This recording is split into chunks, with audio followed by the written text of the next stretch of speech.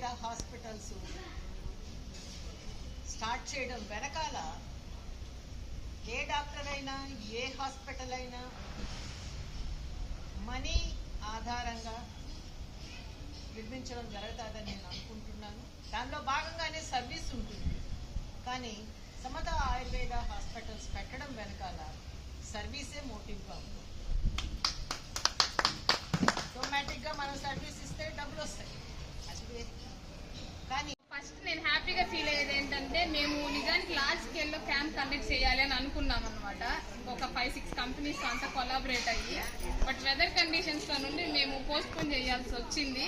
కాకపోతే డాబర్ వాళ్ళు, సహస్రయోగం వాళ్ళేమో వాళ్ళు ఒకసారి డిసైడ్ అయితే ఇంకా తగ్గేది లేదన్నట్టు నిన్న ఫోన్లు చేసి, మేడం అనుకున్నాం కదా చిన్న స్కేల్ అయినా కండక్ట్ మెంబర్స్ని చుట్టుపక్కల వాళ్ళని మాత్రమే పిలిచి కండక్ట్ చేస్తూ ఉన్నాము.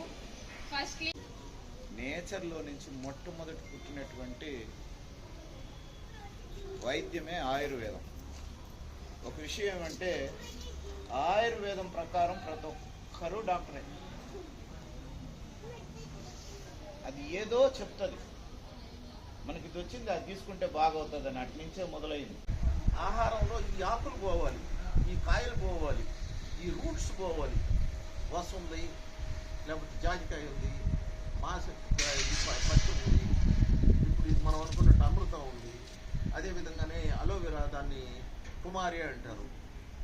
వయస్సు పెరగకుండా అంటే నేను 30 years అమ్మాయికి చూడేటప్పుడు